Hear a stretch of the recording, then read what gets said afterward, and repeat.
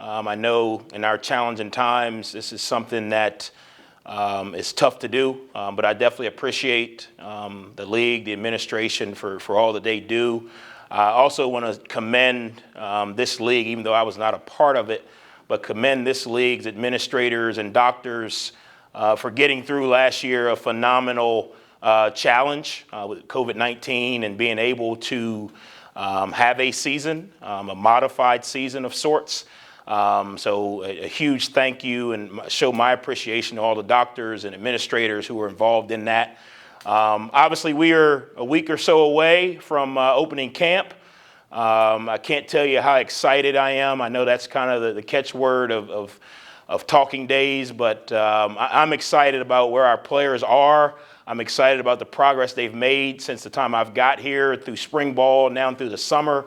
Our guys are having 2-a-day practices on their own now, working out in the morning with our strength coach, Ben Afford, who's doing a phenomenal job of improving speed, power, explosion, and injury prevention, and then hitting the field on their own for player-led meetings and workouts throughout the entire summer. We're excited. Obviously, there's a lot of rat poison out there right now about our team and our players, which is awesome for everybody who does not put on a helmet. But for us, it's about focusing on the details. You know, over the history here, Marshall has had some very successful seasons. We are trying to close the gap, and that gap is not very wide, but we are trying to do it by improving on the little things, blocking out the noise, not tasting the rat poison, and working every day to be the best versions of ourselves on and off the field. We will have 12 graduates that will be playing next year. Had the best spring semester GPA-wise that we just came off of, are off to a phenomenal start in the classroom academically this summer. So there's a lot of positives, but it's ultimately going to come down to consistently executing. We've got a lot of really good players, some phenomenal coaches, and we've got to find a way every single day to close the gap, to take a little step closer and closer to consistently executing so that on Saturdays, irregardless of the circumstance, we can have the result that we're looking for. So happy to be here, see some familiar faces, see some new faces. So excited to be a part of not only this conference, but this university as well. All right, we'll begin with questions for Coach. First, Ken Capps. Thank you. Coach, Ken Capps from Football Writers of America. Coming from the University of Alabama to Marshall, what kinds of protocols, what kinds of intangibles are you bringing from Bama to your new job? Well, I think, you know, it's for us, it's about the process. And the process is, you know, going out every single day and being the best version of yourself to create as much value for you and the team as possible. And I think from the day I've got here, that's the one thing that our players, our staff, our administrators, our program will be able to say that I've been consistent on is maximizing your opportunity every single day, irregardless of the circumstance. Nobody really cares how you feel. They care what you do.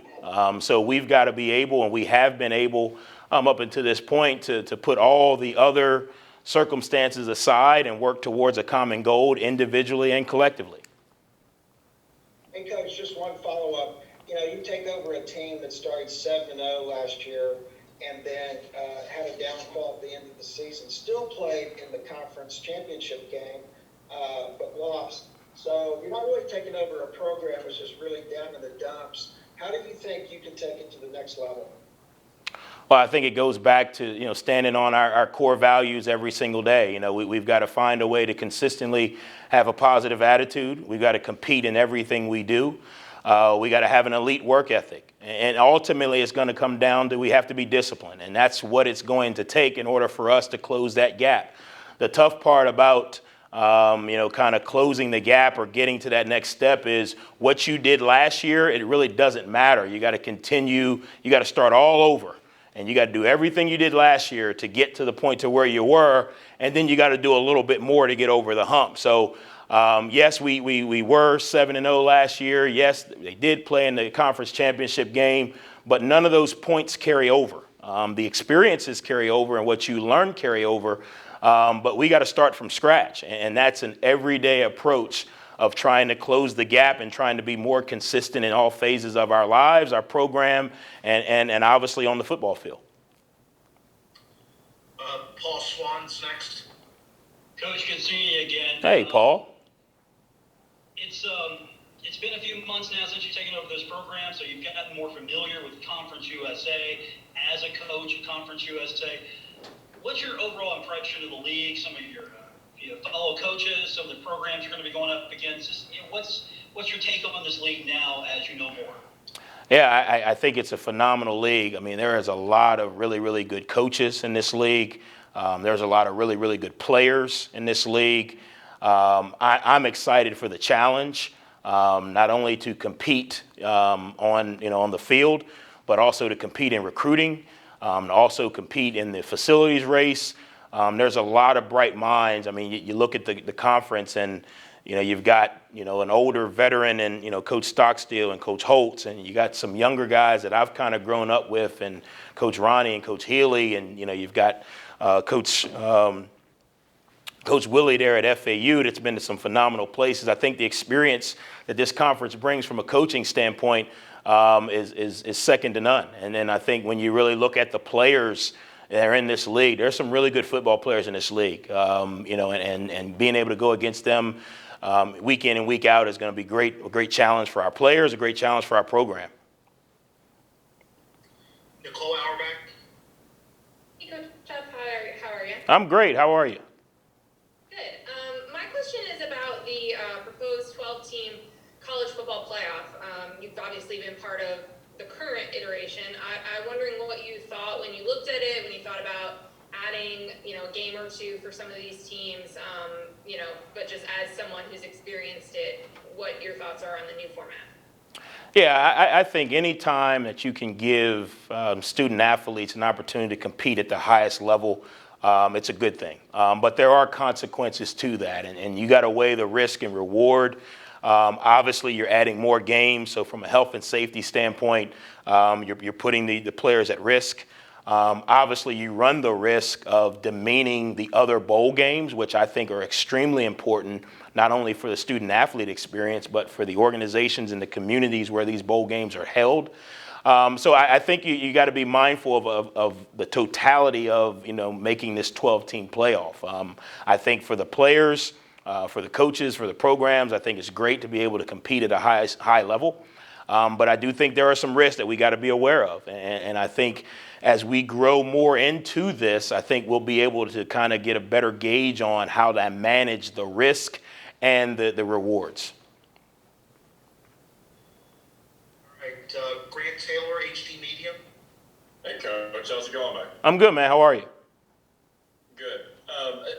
For a lot of coaches, especially first-time head coaches, they don't come into a situation in which they're expected to produce instantly and named to the top of the division. How is your experience at Alabama and other places really helped you to really go in with high expectations and prepare you for a team that's ranked first in the East Division preseason?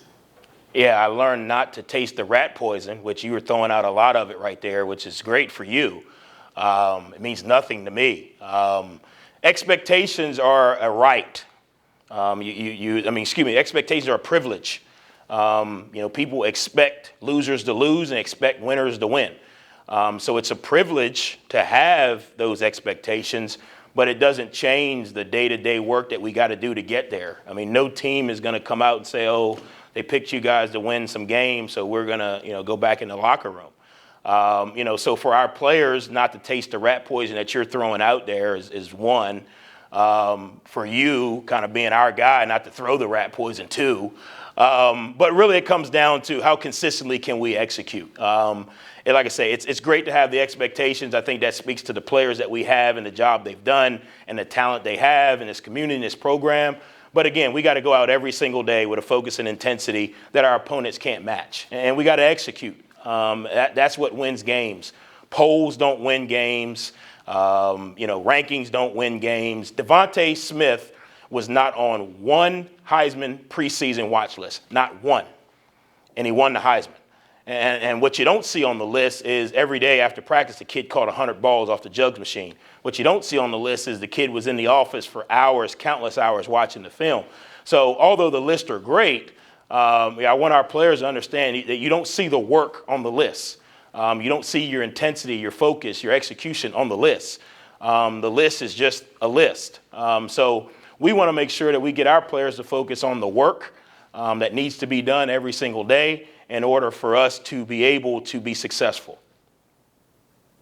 Also, Brandon Drayton is a guy that's been here a long time and served in several capacities on this team. What do you see as his biggest strength, and especially with the aggressive style, do you feel like it fits his game really well? Yeah, I think two things. I think one, from a character standpoint, you're talking about a phenomenal young man who has been through adversity in his life, has been through adversity in football, and has become better from it. He's one of our leaders. He does a really good job of setting an example of how to play football here at Marshall. And then when you get on the football field, you're looking at a young man who's 6'2 plus, 200 and whatever pounds, runs really, really fast, is physical, he's got good change of direction, good body balance and control, and he's played a lot of football here. So he understands defenses, not just the defense we're running. He understands defenses. He understands offenses. He understands offensive patterns and what they're trying to do. For us to be able to have a signal caller or a quarterback on the defensive side of the ball really helps the other 10 guys play better because they're more confident in the call. They're more confident in the adjustment because of the communication and the experience that they have on the back end. And Brandon is one of the young men who does a really good job of that. All right, last question for Coach will come from Tom Bragg, Herd 24/7. Hey, Coach, how are we doing? I'm great. Something that we've seen be a topic of conversation around the country at media days the last week or so, and I believe even Coach Saban addressed it at the SEC's, is vaccination rates. I was just curious, do you know what Marshall's football vaccination rate is right now? Yeah, we're not privy to give it out, but we're doing a really good job with the vaccination.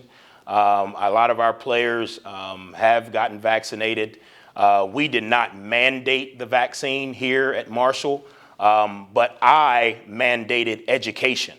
It really comes down to the player's individual decision. It's not, hey, you have to get it or you don't have to get it. But I did want all of our players to get educated on it. And it's really going to come down to two things. One, the risk reward for getting the vaccine, the risk reward for not getting the vaccine. Obviously, there are risks that come from not getting the vaccine. There are risks that come from getting the vaccine. And then the second side of that is the risk reward from a team component. Obviously we're trying to get our players to maximize their ability at the highest level, and you are a part of a team, and part of that is being on the team and how your decision to get the vaccine or not get the vaccine ultimately affects the team. So I'm really pleased with where we are with the amount of guys that we have had get the vaccine. Obviously it's a continuum. It's something that we got to continue to work on. Not only with just the vaccine, but with the pandemic across our country right now. But we are moving in the right direction. Thanks, Coach. Coach, thank you very much for your time. And at this point, we'll bring in Grant Wells and Brandon Drayton. Awesome. Thank you, guys. Can't wait for the season. Go Herd. Reminder to our media to please use the chat function to let us know that you want to. You want to give yours to We're also Grant? trying to make sure that everyone is able to record locally to their computers.